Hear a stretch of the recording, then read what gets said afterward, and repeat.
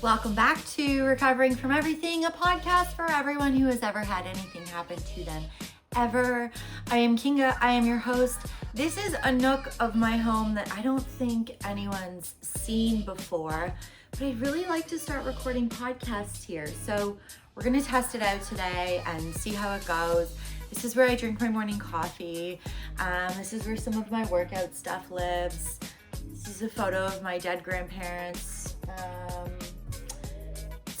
A couple of my books. What can you see here? Oh, a Salvador Dali scrapbook, a book called Hippie, a Grateful Dead scrapbook.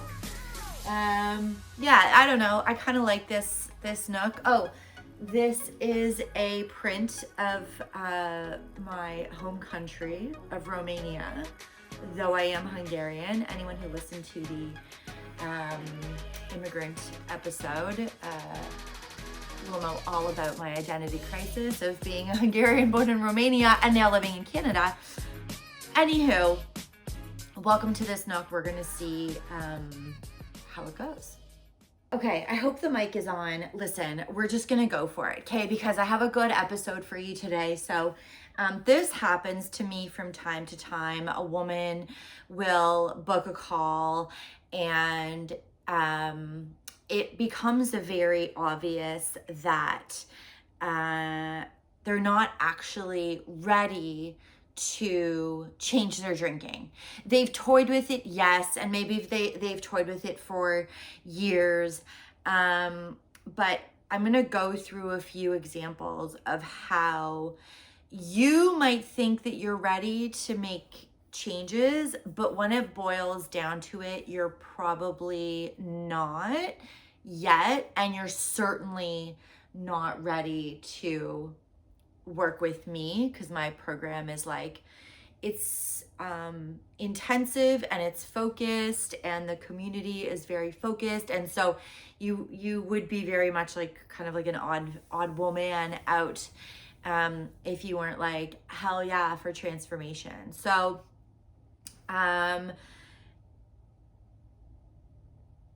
and like I hesitated so much on like writing this episode because I don't want to piss off anybody, but I do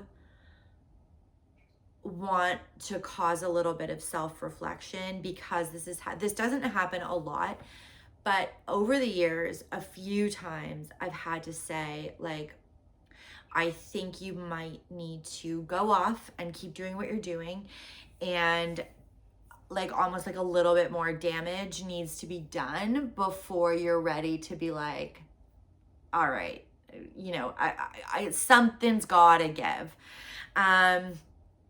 So thinking about change doesn't necessarily mean that you're ready to take the actions.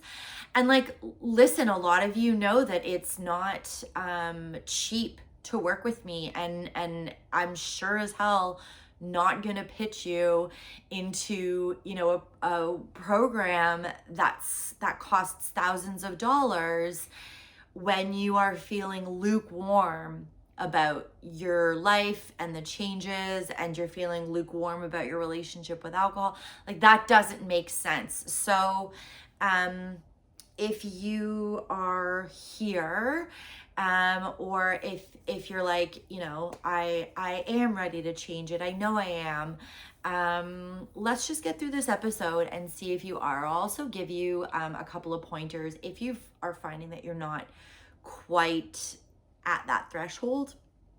There's some stuff that you can do so that you're not just, you know, waiting for the next bad thing to happen, because that's insane, but it's also a reality. So if we can avoid you having that next bad thing happen and think your way into readiness, that would really be ideal.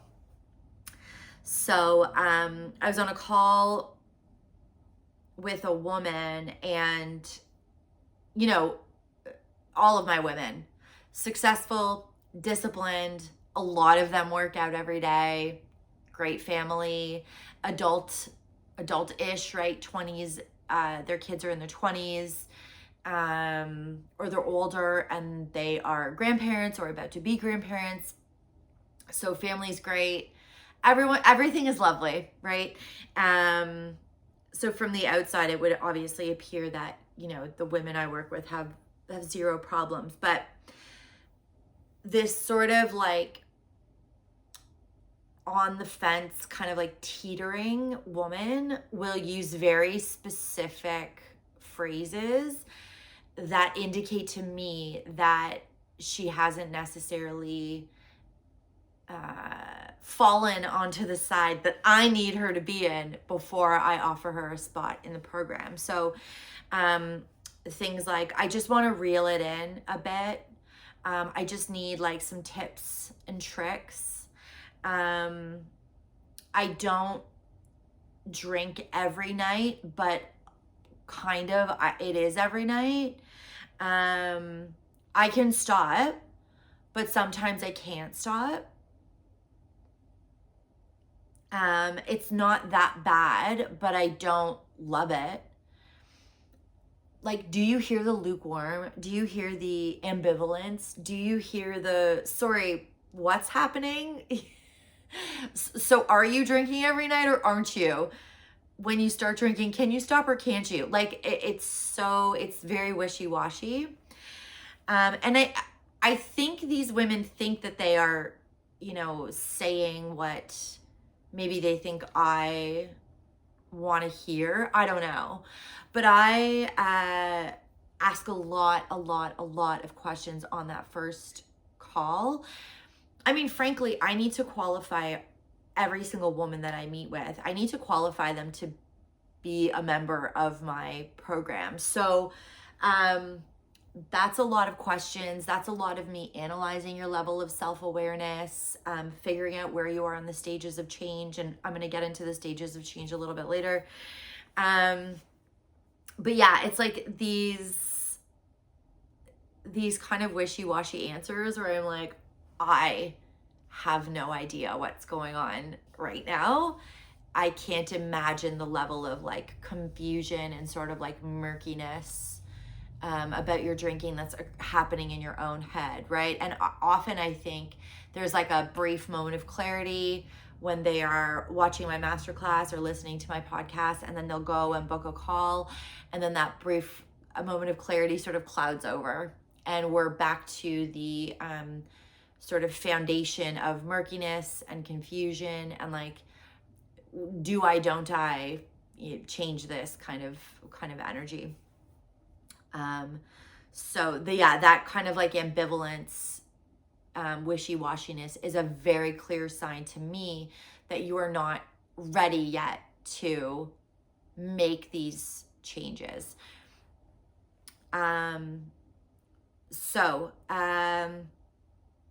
There are very like subtle signs or cues that I can pick up on. I have been doing this for like 11, 12 years now, something like that. Like so long that I've literally just lost count. I have heard so many women talk about their relationship with alcohol. So I know what it sounds like when someone is very clear and focused and moving forward, and I know what it sounds like when someone is not. So here's what it sounds like when someone is not. So they argue both sides constantly. Like, it'll be in the same sentence. I don't like it, but it's fine. Which one is it? It's too much, but it also like isn't as bad as so-and-so. Okay, well, which one is it? It's like they're working so hard to like build this case against their own change while they're on a call to talk about moving towards change.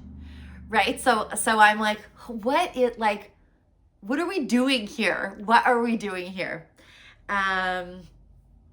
So another thing that women do is they will minimize the impact. So yeah, I wake up in the morning and I feel kind of anxious, or, but I go about my day and like everything's fine. Okay, so are you okay with feeling anxious? Like I don't understand why the second, like, okay, you go about your day, and how does the anxiety, like, I'm just like, I have so many follow-up questions. Or they'll be like, yeah, I think I've been concerned about my drinking for a few years now, but like, I haven't had like a rock bottom, and I haven't had any DUIs, and like, my mother was an alcoholic, and my grandparents were alcoholics, and like, I'm not like that. Okay. What am I supposed to do with this like very defensive information? Right? Because like your brain in that moment is like, those comparisons or those defenses, your brain is like, well, how bad can it really be then? Like, do we even need to be on this call right now? And like, I ask, like, I routinely, I'm like, what were you hoping was going to happen today? What do you want from me? Why did you book a call with me? Why are we talking today? That's my opening question, is why are we talking today? Like, what's gone on most recently in your relationship with alcohol that you took the time to watch a 45-minute masterclass and book a call with a stranger that you know from the internet? Like, those are dire straits, right? Like, it's safe for me to assume that times are tough. So like, tell me what's going on that you jumped through all these hoops. It is not easy to get to me. Some of you already know this, but it is not easy to get to me. You see an ad on Facebook. Hopefully that ad is speaking to you wherever you are in your life. You register for my masterclass. You watch a 45-minute masterclass. The book a call button doesn't come up until like 25, 30 minutes into the masterclass. So you will have sat through that whole thing.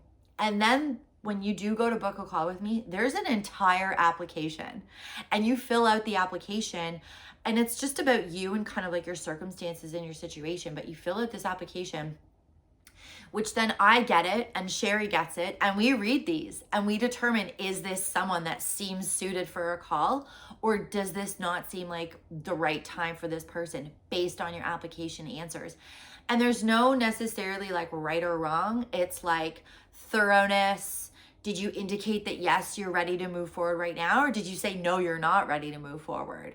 How long are your answers? How, like, just all of it. Like we just have to kind of get, and we know the types of women that we bring into the program and the quality of their answers.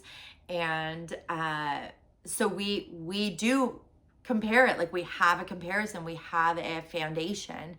And so if you have made it to meeting me face to face on a Zoom call, you've done a lot of work to get there. So if you show up wishy-washy, that is very, very confusing to me, and I will absolutely call it out. Like, it reads as you had 45 minutes to an hour of clarity, and then you got scared and retreated like a turtle in its little shell. Okay, so this, like, you might think that this is something, but I am here to tell you this is nothing, okay? You've been thinking about it for years. So thinking about doing something isn't making any attempt at doing something. So this shows me that you're still kind of in the, you're feeling a little bit contemplative, okay?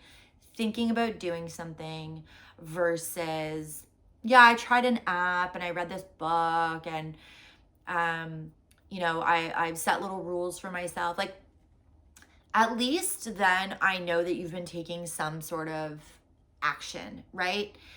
I know that you have it in you to take initiative, that you're not coming on this call and expecting me to, give you a pat on the back for thinking. Like I don't want to work with someone who is still thinking about it. I want to work with someone who is ready to take action. And our first phone call, arguably, you've taken a lot of action already, but also not really.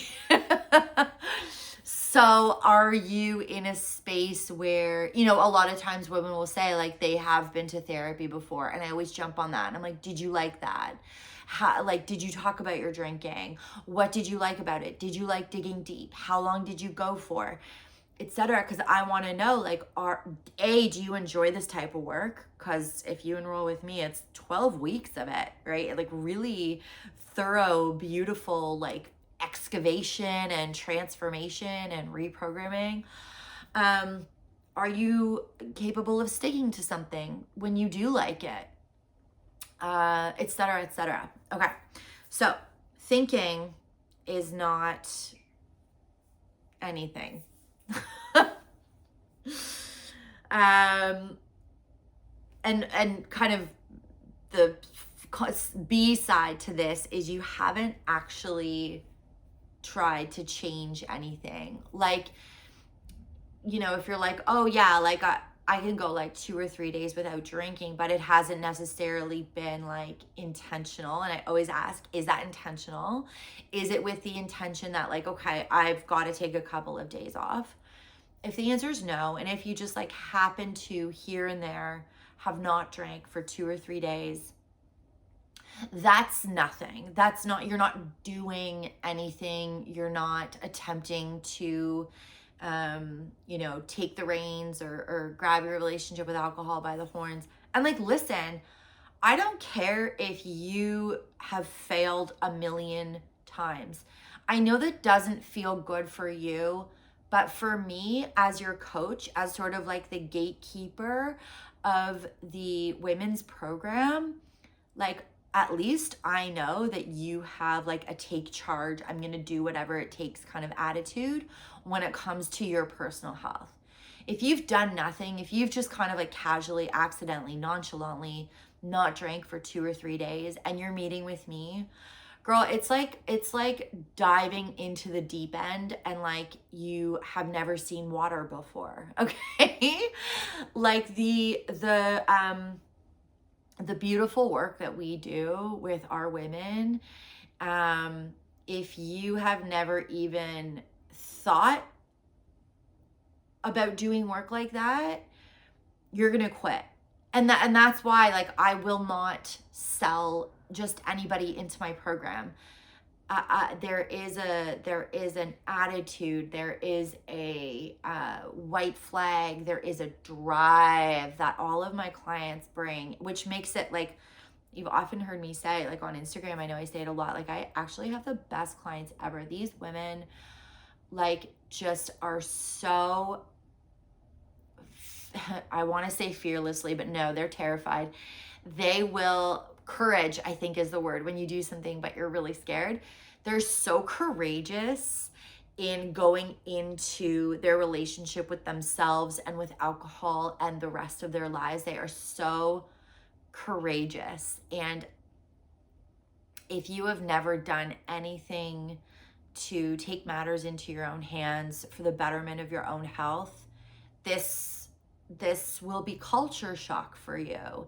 The love, the kind of like intimate bonds, the depth of connection that we have with each other, but that you're also encouraged to form with yourself, it's going to be like we're speaking a different language. So if you haven't actually tried to change anything, I might not be the right first step for you. Let's say download an app at least. Damn. Biggest reason and biggest probably thing that I end up repeating on these calls sometimes is, so why are we talking? If you don't have a clear reason as to why you want change, you will hear me 17 times be like, I'm so sorry. So why are we talking? I'm still unclear as to what you were hoping would happen today, etc. If you don't have I want to feel better. Okay, well, how are you feeling right now? Oh, like not terrible. Then why are we talking? I need you to be crystal clear. And it's not necessarily that you've had some sort of like rock bottom with like your relationship with alcohol recently or whatever, but it could be that nothing has changed with your drinking in 2 years, 3 years, 5 years, whatever. But there is a feeling that you have where you're like, I am done. Like, I need to be done. And I'm so annoyed and embarrassed that I can't figure out on my own how to be done and how to change. And whether it's quitting or just having like a very casual, who cares relationship with alcohol, like it's so annoying to you that you're like, I just want someone to show me the way because this is ridiculous. I hate feeling like this. I hate feeling X, Y, Z, right? Foggy in the morning, super anxious, short-tempered. I hate the feeling of being out of control, that even when I want to not drink, that I'm like, oh, well, I'll just have one, whatever, right? Like, I hate the distance it's creating with my family. I'm so over, my husband, like, just keeping a watchful eye on me, or my adult children, like, being like, oh, mom, no, or like them not wanting to talk to me if I've had a couple of glasses, or the phone calls that I make when I have had a couple of glasses. Like, I just listed 47 reasons off the top of my head. Like, you need to have a clear reason of what you're walking away from. Mild discomfort does not motivate change. Pain motivates change. So another sort of red flag that I don't want to say red flag, it sounds very dramatic, but I'll say that. Another sort of red flag that maybe you're not quite ready is like your environment really supports you drinking. This is really, really tricky. And I'm not saying like, oh, you work in a bar, or actually I had like one of the first women I ever worked with was, she worked at a culinary college, and she was like the wine pairing like professor, which that's poetic irony. Like, that is beautiful. Anyways, she like was turned sober, which was just the funniest. Anyways, obviously she did not keep that job for much longer. That's a lot to ask of someone, but anyways, your environment supports your behavior. So drinking, when you're cooking, relaxing, talking to your husband, like a lot of people say like, oh yeah, my husband and I have cocktails in the evening, or my husband and I will like, sit on the back patio and have a couple beers. And it's just like so a part of your lifestyle. That is, pump the brakes to me. Because it's so baked into your life. And unless you have very strong conviction that you are ready to start letting go of that routine, and your spouse is on board, that's really like you have a fighting hope of change. But unless you have like extra strong conviction and your husband is like super supportive and he's just is like, I just want you to be happy, I want you to take care of yourself, I'll have one or I'll have none or whatever. By the time you talk to me, ideally you will have like sorted that stuff out, because if it's super baked into your life and now we're asking you to, replace your evening routine with drinking with your spouse with watching videos, in the online program and starting one of the homework assignments, like that's going to be shock. That's going to be a level of stress that you did not anticipate. I am anticipating it for you. So there's a couple of loose ends there that need to be kind of figured out before we move forward. 'Cause you're not necessarily just changing this habit. It's like, it's in your identity. It's in your rhythm. It's like a comfort to you, right? So, and listen, and I say that as a woman who one day to the next went cold turkey And that was an insane shock to my system, but also to my after work routine. I literally would pace around my house like this. As many of you know, I took up drumming, okay, in my first year. I learned how to play the freaking drums because I was like, I don't understand what people do with their hands and all this spare time. I don't recommend it. I don't recommend it. I think it's like, because I had employed so many, I was just starting to, but I had employed so many sort of like methods and avenues. I think I had such a huge safety net for myself. But damn, was that ever irresponsible, you know? I didn't discuss it with my husband. I was just like, I'm gonna quit drinking. Like, I need to be done. I need to be done. I literally took our lives and turned it upside down. I don't recommend it. If you can tie up some loose threads before getting to me, or at least figure out a bit of a compromise with your evening schedule. I mean, that said, I often tell women, like, I don't even want you to think about changing your drinking initially when you first join the program, because it's just too much pressure for you. I don't want you to set yourself up for failure thinking that like one conversation with me is somehow going to like change you. Like, I'm good, but not that good, right? Like I often say that to women. I want you to, have a glass of wine, have 2 glasses of wine. I don't care, whatever your routine is at the beginning, but think about incorporating. So like going on the online program, watching a couple of the videos, starting to like reflect, have a glass of wine in your hand, get violently drunk. I don't care. As opposed to like eliminating, I want you to focus on like incorporating. So I don't know. I might have just confused you even more. Anyways. I just talked so much that my laptop locked. Okay. So privacy, utmost, and I understand that a part of the appeal of working with me, a stranger that you met on the internet, is the privacy aspect of it, right? Like, you're not going to meetings, you're not going anywhere locally or whatever. And the odds of someone being in my program that are in the same town as you is like 1,000,000,000 to 1. Those are not real statistics. I just made that up, but it's not going to happen. Anyways, so if you are super private in that you haven't, if you're partnered up and you haven't necessarily let your partner know that you're concerned about your drinking, or that we're on a call, actually those are 2 different things. If you haven't let your husband or your partner know that we are on a call to potentially move forward in enrolling you in a women's program to change your relationship with alcohol permanently, I fully support that. If you have your own money and you are in control of your time and you're just that kind of woman that's just like, I literally do what I want, like, I'll let him know later, whatever, who cares? It's like, my journey is none of his business. I fully support that.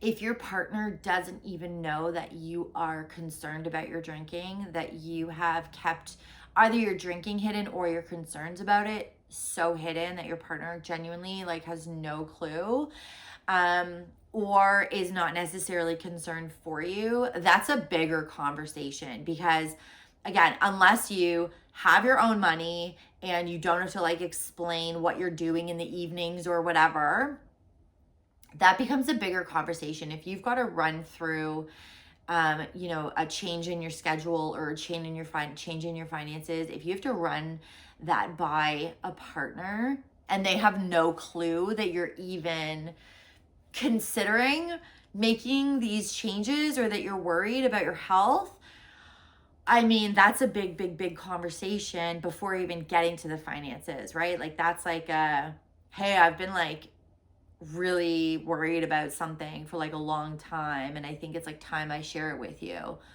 That's a completely separate first conversation before, and so here's what I would like to do about it, right? That's a lot for your partner to process, frankly. So, okay, let's talk about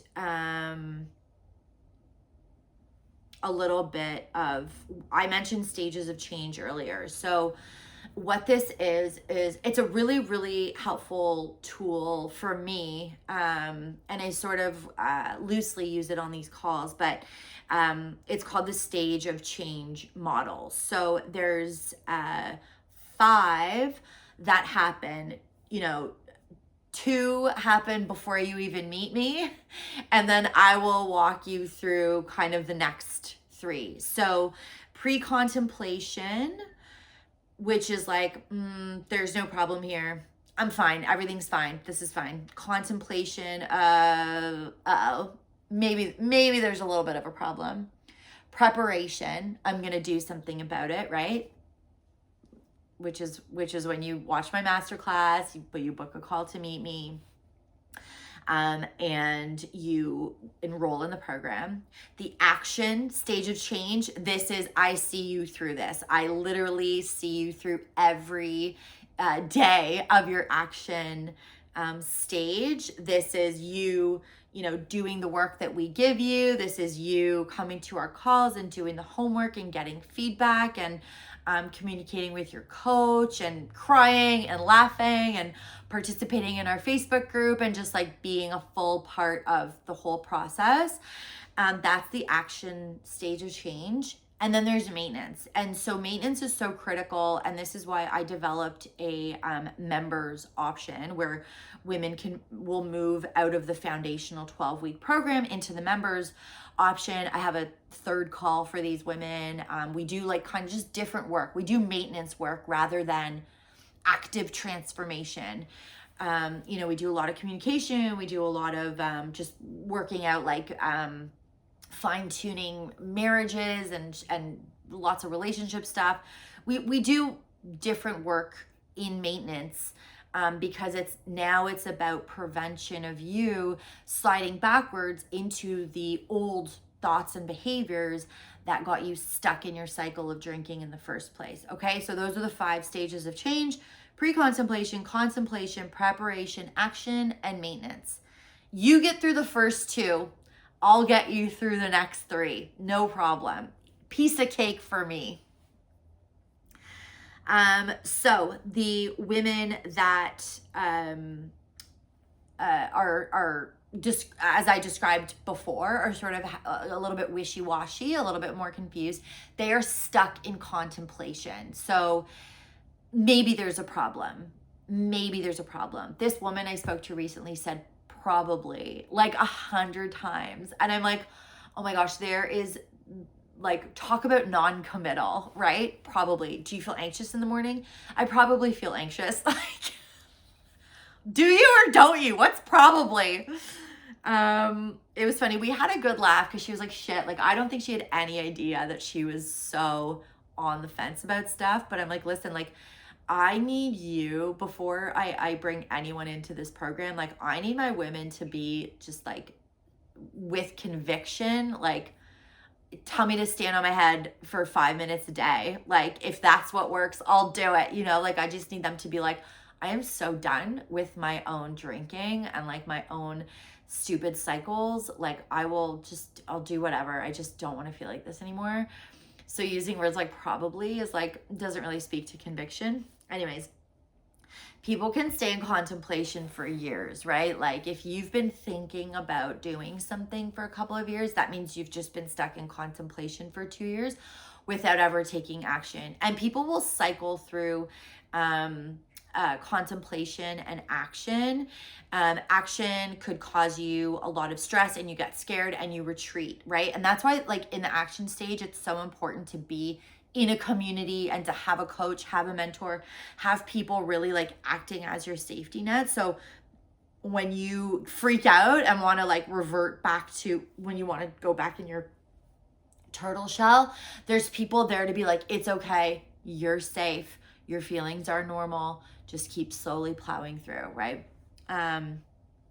So the contemplation stage is sticky, I guess, for like lack of a better word. Like, you get stuck in there because there's nothing necessarily forcing you to move. It would be, like I said, like I sometimes have to say to these women, like, I think something like bad needs to happen to you, like something that causes you like an immense amount of shame or scares the shit out of you or something, to move you from contemplation into action. Because you're functional, right? With my ladies, like you're functional, you're successful, like there's nothing outwardly obvious that like things aren't good. So your brain's like, well, women like us can do this for decades. We'll do it for decades. And that's so scary, because think of emotionally and physically how damaging like that actually is to us. But there's nothing outwardly wrong. So our brain's like, we'll figure it out. We'll figure it out. Like we don't make any rash decisions. We'll figure it out. And then you're just like, no, I'm literally not going to figure it out. So even though like you're not fully aligned with like the woman you want to be and the way you want to be spending your time and the way you want to be connecting in your relationships or communicating or showing up for yourself or treating your body or treating your soul, even though you're not fully aligned, your brain's like, listen, it's not that bad, all right? Maybe we have a problem. Probably. I told her to listen to more of my podcasts. So if you're listening to this, the woman I met yesterday who just kept saying probably, I love you. I'm thinking about you. I'm rooting for you. And I hope you come around. Maybe this is the episode that'll push you over the edge. So yeah, the contemplation stage is this like kind of weird space, this like weird gap between your brain is like, it's not bad enough to change. But it's also not great that you can just like ignore it. So you're like a little bit uncomfortable all the time. But again, mild discomfort does not motivate change. Pain motivates change. So what to do if you're not ready? So I'm going to push you a little bit. If you are not ready to move into the action stages, change and make changes, stop pretending like you are. Stop acting like thinking about it means anything. It means nothing. You're literally just sitting there having thoughts, okay? Seriously, the fake readiness wastes my time, frankly. But also it's such a waste of your time. That energy could be spent elsewhere. And I will tell you where you might consider putting that energy. So the first place where you need to kind of get brutally honest is the cost that your drinking is having on your life, right? I often see women in my comment section be like, what is the cost of this? And I'm like, I'm such a little shit disturber, like I always just want to be like, well, what's the cost of inaction? What's the cost of not changing? So what is the cost of not changing, right? Like there's subtle ones. There's not necessarily anything overtly dramatic, right? Unless your partner's like, I'm kind of done with this, and like you think they eventually might leave you. But there's like subtle costs to the way that you're drinking. Anxiety. Like, do you know that you don't have to have anxiety? Do you know that? Anxiety, lower energy, that kind of like mental fixation of like, what time is it and how much is at home and how much is in my fridge, and do I have enough for tomorrow, and do I need to stop, and the weekend's coming up, should I get another bottle, and blah, blah, blah, blah, blah, blah, blah. That's a cost, that mental energy. And then your like kind of like erosion of self-trust and self-respect and self-esteem every time you go against, right? Like every time you're like, I'm not gonna drink tonight, like I'll take a break, and then you have a drink, like that's erosion. That's not good for you. That chips away at your self-respect and your self-trust and your self-esteem, and chips away at like the woman you want to be, etc., etc. So start stacking those up, that's the cost. That's your bill. Stop arguing for your limitations. Like, stop defending your drinking. So many women like, I can tell how protective you are of your relationship with alcohol, and the defenses, well, it's not that bad, or like, other people are worse, right? Like the comparison, or I'm still like functioning really well. Like I still like work out every day, and it's like, okay, no, that's cool, but like the way you're saying that is a red flag for me, Because really, like, where's that getting you? Okay, so you're still functioning every day. Then why are we talking? Not that I want you to not function. I just want you to stop defending. I want you to stop using that as a source of pride, or as a validation that maybe you're okay. Well, I'm still functioning every day. Okay, you wake up with anxiety. You have a hangover. You probably can't eat until like noon or 3 because you're just like not feeling great. You probably spend the morning, if you're going to work, worried about whether like people can tell, about like trying to fake energy because you're so tired because you slept like shit. If you're perimenopausal, I know you double slept like shit. Like just all this stuff. Like, okay, if you're gonna go on defense mode for your drinking, why are we talking? Why have you booked this appointment? Why have I put on real clothes to meet with you only for you to defend your drinking? Ma'am, right? And I kept saying this to this woman the other day, like, I don't use those calls to convince you that you have a problem with alcohol. That's your journey. By the time you get to me, you know that you do, and you're ready to change it.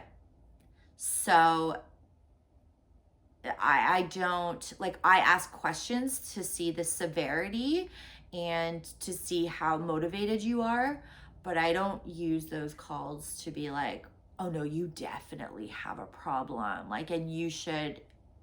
No, those calls would be so freaking long if I included that. Okay. Another thing you can do, if you are not ready for change yet, is just change your environment slightly. So, little things like changing your evening routine. Don't pair alcohol with connection. Like, if that's what you and your spouse do something else with your spouse. Like, see how that feels, see what happens. And I'm not saying like don't ever drink with your spouse again, but just try to switch it up once in a while and see how that feels. If it feels terrible and you can't do it, you might be ready for change and give me a shout.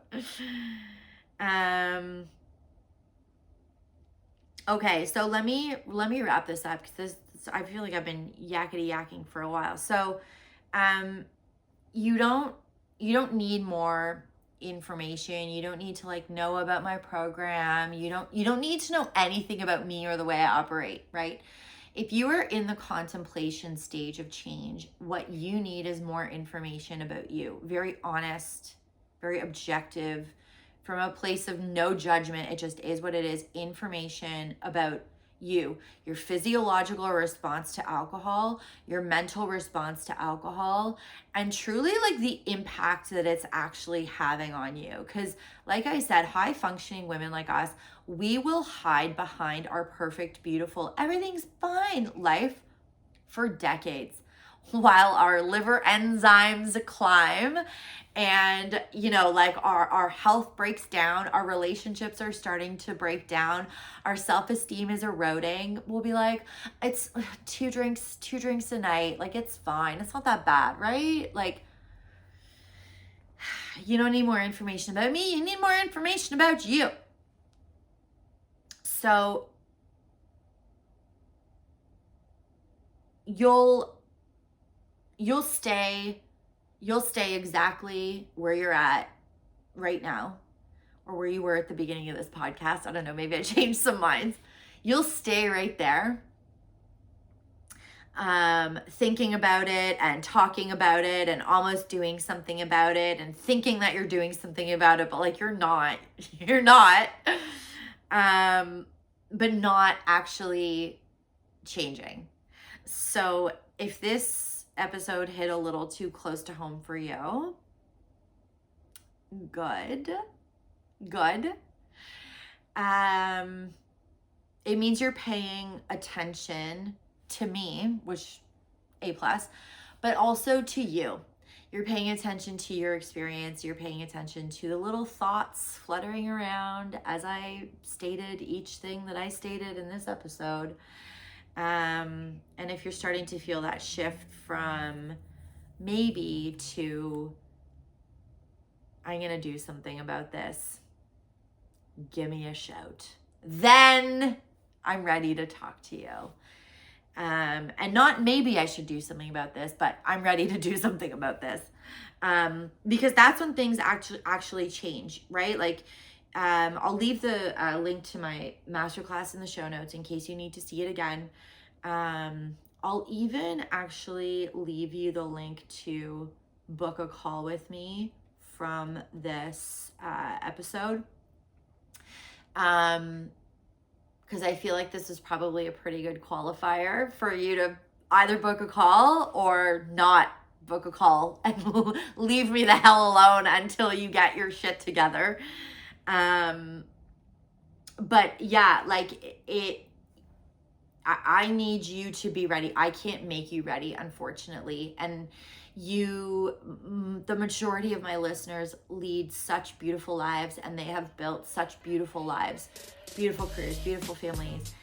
And it sucks that the thing that we're gonna be wishy-washy about is your health, your emotional well-being, your psychological well-being.